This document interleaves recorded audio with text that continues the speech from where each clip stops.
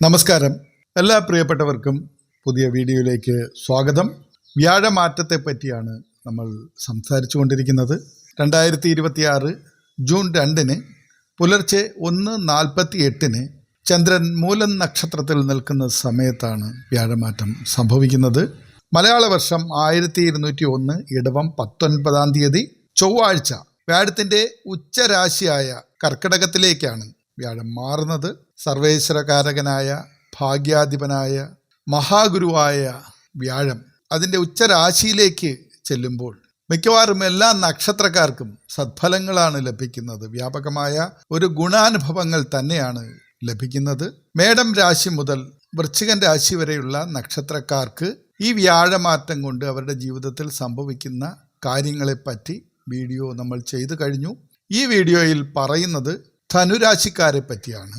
ധനുരാശിക്കാർക്ക് വ്യാഴം മിഥുനം രാശിയിൽ നിന്നും അതിൻ്റെ ഉച്ചരാശിയായ കർക്കിടകം രാശിയിലേക്ക് പോകുമ്പോൾ ഈ ജൂൺ 2 ശേഷം എന്തൊക്കെ നേട്ടങ്ങളാണ് സംഭവിക്കുന്നത്, എന്തൊക്കെ ഭാഗ്യങ്ങൾ അവർക്ക് ലഭിക്കും, എന്തെല്ലാം കാര്യങ്ങളിൽ അവർ ശ്രദ്ധ പുലർത്തണം, ദോഷപരിഹാരത്തിന് എന്തൊക്കെ കാര്യങ്ങൾ ചെയ്യണം തുടങ്ങിയ എല്ലാ കാര്യങ്ങളും വിശദമായി നമ്മൾ ഈ വീഡിയോയിൽ സംസാരിക്കുന്നു.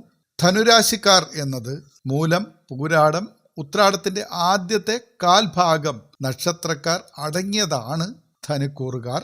ഇവർക്ക് ലഭിക്കാൻ പോകുന്ന സവിശേഷ ഫലങ്ങൾ എന്തൊക്കെയാണ് എന്ന് നമുക്ക് നോക്കാം. അതിനു മുമ്പ് നിങ്ങളുടെ നക്ഷത്രം ഏതായാലും ഈ വീഡിയോയിൽ കമൻറ്റ് ചെയ്യുക. നമ്മുടെ പ്രാർത്ഥനയിൽ നിങ്ങളുടെ നക്ഷത്രത്തെ കൂടി ഉൾപ്പെടുത്തുന്നതാണ്. എല്ലാവർക്കും നല്ലത് ഭവിക്കട്ടെ, ലോകം, ഈ പ്രപഞ്ചം നന്നായിരിക്കട്ടെ, സർവ്വചരാചരങ്ങൾക്കും സൗഖ്യം ഭവിക്കട്ടെ എന്ന് പ്രാർത്ഥനയോടുകൂടി നമുക്ക് വീഡിയോയിലേക്ക് കടക്കാം. ധനുരാശിക്കാരുടെ 8-ാം ഭാവത്തിലേക്കാണ് വ്യാഴം സംഗമിക്കുന്നത്. 8 എന്നത് അഷ്ടമസ്ഥാനം, അപകടകരമായ ഒരു അവസ്ഥയാണ് എന്നാണ് പൊതുവേ പറയുന്നത്. പേടിക്കണം, ദോഷഫലങ്ങൾ ഒരുപാടുണ്ടാകും, ഭാഗ്യങ്ങളൊന്നും ലഭിക്കില്ല, സർവ കാര്യങ്ങളും മുടങ്ങും, 8ൻ്റെ പണി കിട്ടും എന്നൊക്കെയാണ് പൊതുവേ ഒരു ധാരണ. അത് സത്യം തന്നെയാണ്. പക്ഷേ ധനുരാശിക്കാർ പേടിക്കേണ്ട യാതൊരു കാര്യവുമില്ല. കുറച്ച് കരുതൽ മാത്രം എടുത്താൽ മതി. എന്തുകൊണ്ടെന്നാൽ 8-ാം ഭാവത്തിലേക്ക് വരുന്നത് ഉച്ചസ്ഥനായിട്ടാണ്. അതായത് 8-ാം ഭാവമാണെങ്കിലും കർക്കിടകം വ്യാഴത്തിൻ്റെ ഉച്ചരാശിയായതിനാൽ 8-ാം ഭാവത്തിലാണെങ്കിലും ഈ ഉച്ചവ്യാഴം ധനുരാശിക്കാർക്ക് കഠിനമായ ദോഷങ്ങളൊന്നും ഇത്തവണ നൽകില്ല. ചില കാര്യങ്ങളിൽ കുറച്ച് ശ്രദ്ധ വേണം, കുറച്ച് കരുതൽ വേണം. അങ്ങനെ അങ്ങ് മുമ്പോട്ട് പോയാൽ മതി. നമ്മളെ തകർക്കുന്ന സംഭവങ്ങളൊന്നും വ്യാഴം 8-ാം ഭാവത്തിൽ വന്നു എന്നതുകൊണ്ട് മാത്രമായി സംഭവിക്കില്ല. പേടിക്കേണ്ട കാര്യമില്ല. കാരണം വ്യാഴം ഉച്ചസ്ഥനായി കഴിഞ്ഞാൽ അതിൻ്റെ സർവ പ്രതാപവും പ്രകടിപ്പിക്കും എന്നാണ് പ്രമാണം. എല്ലാവിധ സൗഭാഗ്യങ്ങളും ഉച്ചരാശിയിൽ നൽകുവാനുള്ള പവർ വ്യാഴത്തിനുണ്ടാകും. അതുകൊണ്ട് തന്നെ ഇത്തവണത്തെ വ്യാഴമാറ്റം വലിയ പ്രശ്നങ്ങളൊന്നും ആർക്കും ഉണ്ടാക്കില്ല. നമ്മുടെ ജീവിതചര്യകളൊക്കെ ഒന്ന് ശ്രദ്ധിച്ച് മുമ്പോട്ട് പോയാൽ മാത്രം മതി. എല്ലാ നന്മകളും ഉണ്ടാകും. സ്വന്തം രാശ്യാധിപനും 4-ാം ഭാവാധിപനുമായ വ്യാഴം 7-ാം ഭാവത്തിൽ നിന്നും 8-ാം ഭാവം, അതായത് അഷ്ടമത്തിലേക്ക് സംഗമിക്കുന്നു. പക്ഷെ ധനുരാശിക്കാരെ സംബന്ധിച്ച് ഏറ്റവും വലിയ ആശ്വാസം എന്തെന്നാൽ 8-ാം ഭാവത്തിൽ എത്തി നിൽക്കുന്ന ഉച്ചവ്യാഴം തൻ്റെ 5, 7, 9 ദൃഷ്ടികൾ കൊണ്ട് നോക്കുന്നത് ധനുരാശിക്കാരുടെ 12, 2, 4 ഭാവങ്ങളെയാണ്. അപ്പോൾ 12-ാം ഭാവം, 2-ാം ഭാവം, 4-ാം ഭാവം, ഇതിലുള്ള 5, 7, 9 എന്നീ ദൃഷ്ടികൾ വളരെ പ്രധാനപ്പെട്ടതാണ്. നിങ്ങൾക്കത് ആശ്വാസകരമാണ്. അത് നിങ്ങൾക്ക് നന്മകൾ തന്നെ തരും. വീഡിയോയിലേക്ക് നമുക്ക് വിശദമായി കടക്കാം. ആദ്യം നമുക്ക് സാമ്പത്തികം എങ്ങനെയായിരിക്കും? ഈ ഉച്ചസ്ഥനായ വ്യാഴം 8-ൽ വന്നു കഴിഞ്ഞാൽ സാമ്പത്തികം തകർന്നു പോകുമോ എന്ന് പലരും സംശയിക്കുന്നുണ്ട്. അതുകൊണ്ട് നമുക്ക് സാമ്പത്തിക കാര്യം മുതൽ തന്നെ പറഞ്ഞു തുടങ്ങാം. അപ്രതീക്ഷിതമായ ധനലാഭം നിങ്ങൾക്കുണ്ടാകും. അതായത് നിങ്ങളുടെ ധനപരമായ കാര്യങ്ങളിൽ നിങ്ങൾ പ്രതീക്ഷിക്കാത്ത ട്വിസ്റ്റുകൾ സംഭവിക്കുന്ന സമയം തന്നെയാണ്. ബിസിനസ്സിൽ കുറച്ച് ജാഗ്രത പുലർത്തണം. അതായത് ഊഹക്കച്ചവടങ്ങൾ, അറിയില്ലാത്ത കാര്യങ്ങളൊന്നും കൊണ്ടുവന്ന് പണം ഇറക്കരുത്. പക്ഷേ നിങ്ങൾ സത്യസന്ധമായി കൃത്യമായി അറിയാവുന്ന കാര്യം, അറിയാവുന്ന ബിസിനസ് അല്ലെങ്കിൽ തൊഴിൽ, അത് ഏതാണോ ചെയ്തുകൊണ്ടിരിക്കുന്നത് അതിലൂടെ അങ്ങ് മുമ്പോട്ട് പോവുക. നഷ്ടമൊന്നും സംഭവിക്കില്ല. അപ്രതീക്ഷിതമായി നിങ്ങൾക്ക് അവസരങ്ങൾ ലഭിക്കും, പുതിയ അവസരങ്ങൾ ലഭിക്കും, പുതിയ ഓർഡറുകൾ ലഭിക്കും, സാമ്പത്തിക നേട്ടം ലഭിക്കും. ജാഗ്രത പുലർത്തണം. പണമിടപാടുകളിൽ നിങ്ങൾ ജാഗ്രത പുലർത്തണം. ഉച്ചവ്യാഴത്തിൻ്റെ സ്വാധീനം കാരണം 8ാം ഭാവം പെട്ടെന്നുള്ള ധനലാഭത്തിൻ്റെ ഒരു കാരണം കൂടിയായി മാറും ഈ ധനുരാശിക്കാർക്ക്. പഴയ നിക്ഷേപങ്ങളിൽ നിന്ന് അപ്രതീക്ഷിതമായി ലാഭം ലഭിക്കാം. പൈതൃകമായി സ്വത്തുക്കൾ എന്തെങ്കിലും ലഭിക്കാനുണ്ടെങ്കിൽ അതിനെന്തെങ്കിലും തടസ്സങ്ങൾ ഉണ്ടായിരുന്നെങ്കിൽ അത് മാറും, അത് ലഭിക്കാനുള്ള യോഗം കാണുന്നുണ്ട്. ഇൻഷുറൻസ് മുതലായ തുകകൾ അല്ലെങ്കിൽ ചിട്ടിപ്പണം നേരത്തെ എവിടെയെങ്കിലുമൊക്കെ ഇൻവെസ്റ്റ് ചെയ്തിട്ട് കിട്ടാതിരുന്നെങ്കിൽ അതൊക്കെ ഇപ്പോൾ കൈവശം വന്ന് ചേരുവാനുള്ള സാധ്യതയുണ്ട്.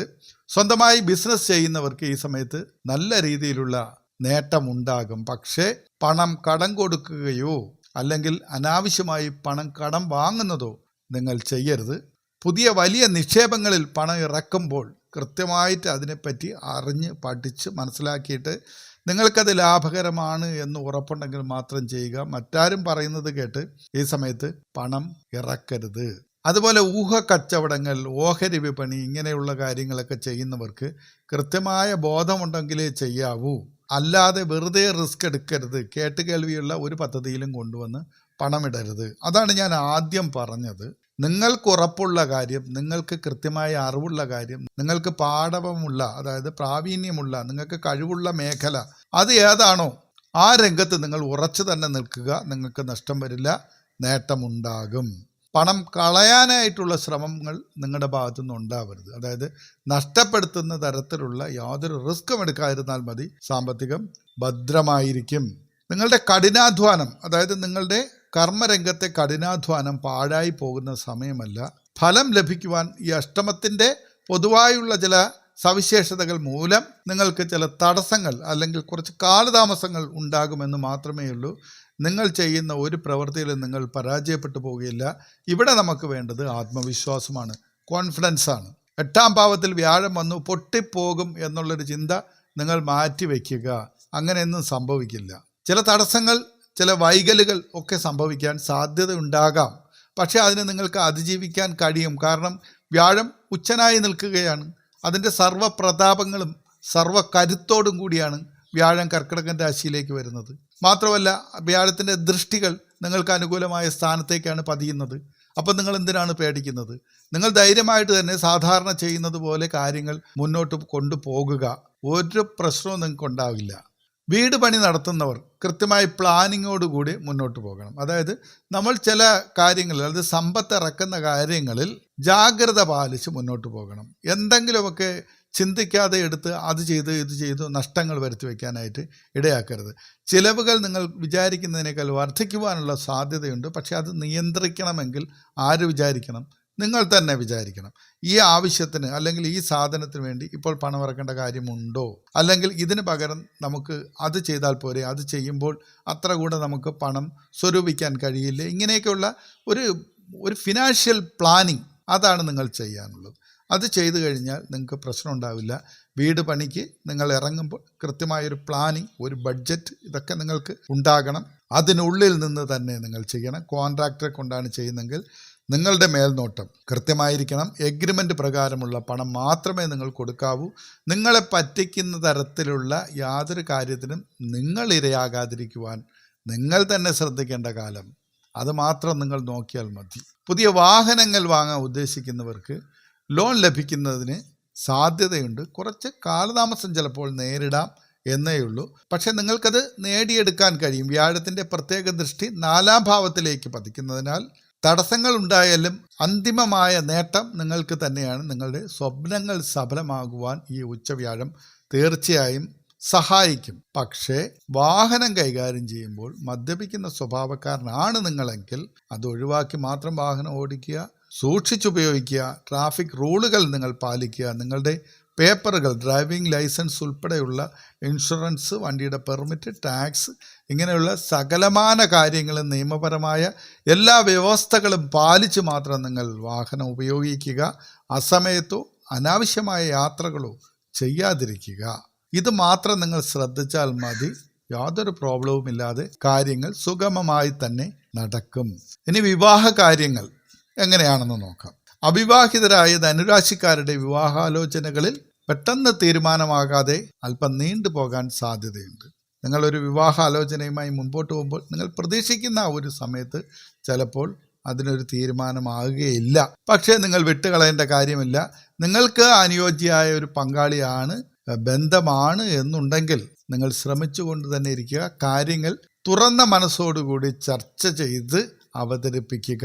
തീർച്ചയായും അത് നടക്കും. പങ്കാളിയെ തിരഞ്ഞെടുക്കുമ്പോൾ നിങ്ങൾക്ക് തീർച്ചയായും അനുകൂലമായ ഒരു പങ്കാളിയെ തന്നെ ലഭിക്കുകയും ചെയ്യും. വിദ്യാർത്ഥികൾക്ക് പഠനകാര്യങ്ങളിൽ അല്പം കൂടുതൽ കഠിനാധ്വാനം ചെയ്യേണ്ടി വരും. പക്ഷേ വിജയം സുനിശ്ചിതമാണ്. അലസത മനസ്സിനെ ബാധിക്കാതെ നിങ്ങൾ നോക്കണം. ഈ സമയത്ത് മാറ്റിവെക്കാനുള്ള ഒരു ടെൻഡൻസി, അത് വിവാഹകാര്യമാണെങ്കിലും ശരി തന്നെ, പഠനകാര്യമാണെങ്കിലും തൊഴിൽ മേഖലയെ പറ്റിയാണെങ്കിലും ശരി തന്നെ, ചെറിയ ചെറിയ തടസ്സങ്ങൾ പ്രതീക്ഷിക്കാവുന്ന ഒരു സമയമായതുകൊണ്ട് നിങ്ങളതിനെ കരുതി പ്രവർത്തിക്കുക. ചെറിയ തടസ്സങ്ങളുണ്ടായി, വേണ്ട, അത് മാറ്റിവെക്കാം, അല്ലെങ്കിൽ വേറൊന്ന് നോക്കാം, അങ്ങനെ നിങ്ങൾ വ്യാകുലപ്പെട്ട് തീരുമാനങ്ങൾ അടിക്കടി മാറ്റണ്ട. അങ്ങനെ ഒരു സ്വഭാവം നിങ്ങൾക്കുണ്ടെങ്കിൽ അതൊന്നും ചെയ്യണ്ട. അഷ്ടമ വ്യാഴമാണ് എന്ന് കരുതി നിങ്ങൾ മനസ്സിനെയും കൂടി അങ്ങനെ അങ്ങ് പാകപ്പെടുത്തരുത്. എല്ലാം പോകും, എല്ലാം നഷ്ടം വരും, എൻ്റെ ഇപ്പോഴത്തെ ഒരു അവസ്ഥയിൽ ഞാൻ എന്ത് ചെയ്താലും ശരിയാകില്ല എന്നൊരു കാര്യം നിങ്ങൾ മനസ്സിലോട്ട് ഫീഡ് ചെയ്ത് വെക്കാതിരിക്കുക. എല്ലാം ഓക്കെയാണ്, എല്ലാം പോസിറ്റീവാണ്, എല്ലാം കൃത്യമായിട്ട് നടക്കും.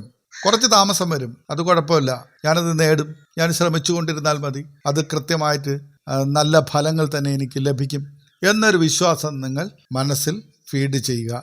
എന്നിട്ടിറങ്ങിയാൽ മതി. അങ്ങനെ ചെയ്തു കഴിഞ്ഞാൽ ചെറിയ തടസ്സങ്ങളൊന്നും നിങ്ങളെ ബാധിക്കുന്ന പ്രശ്നമേ ഇല്ല. ഗവേഷണം, ഗൂഢശാസ്ത്രങ്ങൾ, പാരസൈക്കോളജി, ജ്യോതിഷം അങ്ങനെയൊക്കെയുള്ള വിഷയങ്ങൾ പഠിക്കാൻ ആഗ്രഹിക്കുന്നവർക്ക് ഈ അഷ്ടമവ്യാഴം വലിയ അവസരമാണ് നൽകുന്നത്.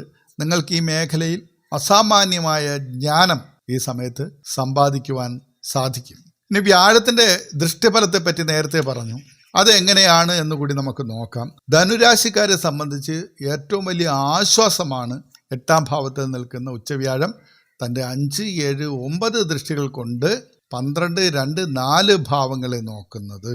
12ാം ഭാവത്തിലേക്ക്, അതായത് 5ാം ദൃഷ്ടി, വിദേശ യാത്രയ്ക്കോ വിദേശത്ത് ജോലി ലഭിക്കാനോ ആഗ്രഹിക്കുന്നവർക്ക് ഇത് വലിയ അനുഗ്രഹമാകും. നിങ്ങൾക്ക് വിദേശത്ത് പഠനത്തിന് പോകണം, അല്ലെങ്കിൽ അവിടെ ഒരു ജോലി സമ്പാദിക്കണം, അല്ലെങ്കിൽ വിദേശത്തേക്കൊരു യാത്ര പോകണം, അങ്ങനെ ഒരു ആഗ്രഹവുമായി മുന്നോട്ട് പോകുന്നവർക്ക് ഈ സമയത്ത് അത് നടക്കും. നിങ്ങളുടെ വിദേശയാത്രയുമായി ബന്ധപ്പെട്ട പേപ്പറുകളെല്ലാം ശരിയാകും, തടസ്സങ്ങളൊക്കെ മാറും, അനുകൂല സാധ്യതകൾ വഴി തുറക്കും.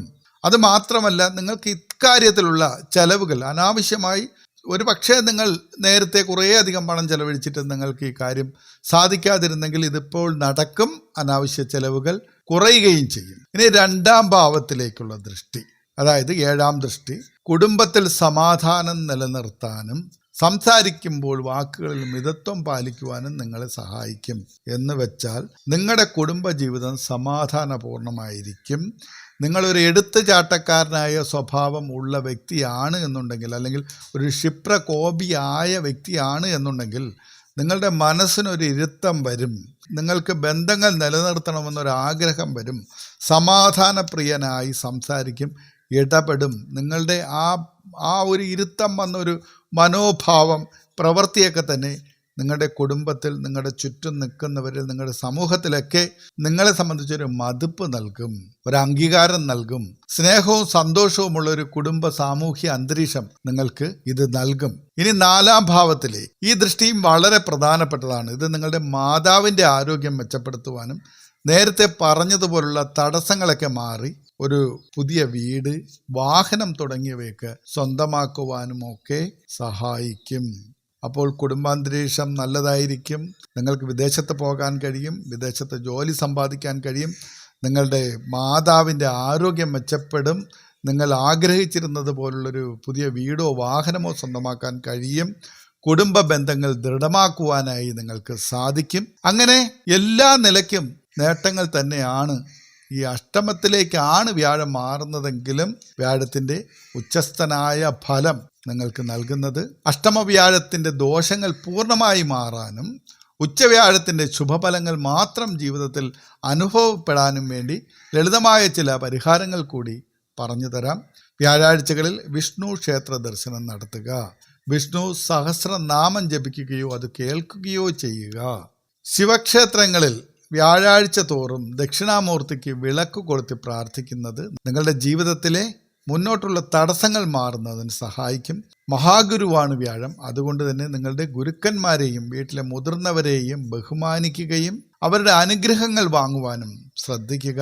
പാവപ്പെട്ട വിദ്യാർത്ഥികൾക്ക് പഠനോപകരണങ്ങൾ വാങ്ങി നൽകുന്നതും ഈ സമയത്ത് വ്യാഴത്തിൻ്റെ പ്രീതി നിങ്ങൾക്ക് ലഭിക്കുന്നതിന് അത്യുത്തമമാണ്. അങ്ങനെ ധനുരാശിക്കാരെ സംബന്ധിച്ചിടത്തോളം ഈ വ്യാഴമാറ്റം വളരെ പ്രാധാന്യമുള്ള ഒരു സംഗതി തന്നെയാണ്. പക്ഷേ അഷ്ടമത്തിലേക്കാണ് എന്ന് കരുതി ഒരു കാരണവശാലും നിങ്ങൾ ഭയപ്പെടേണ്ടതില്ല എന്ന് വീണ്ടും പറയുന്നു. വ്യാഴം ഉച്ചസ്ഥനായിട്ട് കർക്കിടക രാശിയിലേക്കാണ് മാറുന്നത്.